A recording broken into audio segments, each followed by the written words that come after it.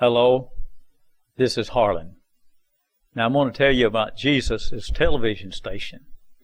A lot of people don't know this because it don't work much anymore, because all you have on earth is Bible worshipers, and Jesus can't work through Bible worshipers. Now remember this. Jesus has a television station, but it's in heaven. His headquarters is not in Rome or Nashville or Springfield, Missouri or Los Angeles. His headquarters is in heaven. The way he works with us is by the Spirit. Now I'm going to tell you some things today, and I want you to get on your thinking cap, and I want you to understand this, because this will be happening in these days. And it's happening right now as I'm telling you this.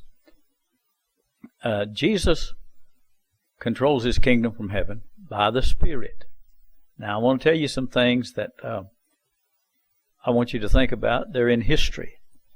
Now Philip, he was the Son of God, and Jesus sent him down to Samaria to preach. All right, there was a man going by reading some scriptures. Isaiah, he was led like a sheep to the slaughter. Okay, he said, Philip, join yourself to that chariot. Now who told him that? Jesus told him that. All right, he sent him to the chariot, and what did Philip do? He preached Christ to him, and he baptized him, and the man went on his way. How was Philip controlled? He wasn't controlled by Rome or Nashville or Springfield or Los Angeles. He was controlled by God. All right? There's a man named Ananias. Most people skip over this. Preachers don't like to hear me do this.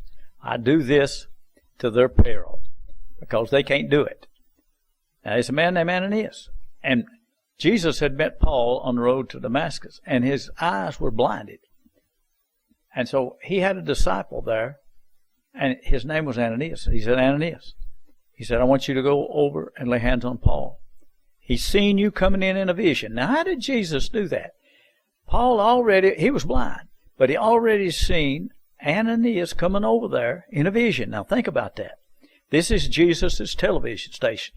It's Channel 1. You got to get on it. All right? Ananias went over there in a vision, and Paul seen him coming in laying hands on him. And then he went over there in the flesh, and he laid hands on him and said, Brother Paul, Jesus has sent me to heal your eyes, fill you with the Holy Ghost, and you got work to do. You're a chosen vessel. Now that's what Jesus done. And he does it today, because I'm on earth now, and I'm an elder. I'll be in it 52 years pretty soon. And I've been showing up in people's dreams. I've been showing up in people's lives. And I said, Lord, why am I doing that? People calls me and tells me they've seen me in visions. Now, one time a lady that knew me, I'm going to tell you why it is. They know me. See, when you send an angel to them, they're scared to death of spirits. Even Jesus can't hardly come to people. They don't know if it's Jesus or the devil. But you know me. The reason he sends me is you know me. And you know I'm not going to let you worship me. You're not going to let me put you in no Bible. I tear up Bibles. And you know that I don't want your money. So all I'm going to tell you about is how to get to heaven. This one lady said she was sick. She was laying on the couch. And she said, thank you for healing me. I said, I didn't heal you. She said, yes, you did. You came in and laid hands on me, and I was healed. Now, that's the truth. He uses me because she knew me. She didn't mind me coming in and laying hands. She knew who I was. Today, people don't trust in spirits. But you know me. You've seen me. You've heard me. And Jesus will send me, just like he sent Ananias to Paul. Now, how about Peter? He went to Cornelius' house. The Spirit told him, said, go, I've sent you. When he went in, Cornelius wanted to bow down to him. He said, no, don't do that. He said, I am also a man. I won't let nobody bow down to me. Now listen to me what I'm telling you. God's doing this in these last days because he's getting his children ready. Jesus ain't getting much harvest off the earth today. And it's hard for him to minister to people. So I know the foundation teachings, and I know how to baptize you in the Holy Ghost. I've done that before. I'll even baptize you in water in a vision. God can do those things, and you can be healed and run all the devils out of your house. If he sends me, you watch for me, and I'll come. If Jesus sends me, and he'll do his work. I'm an elder in the church.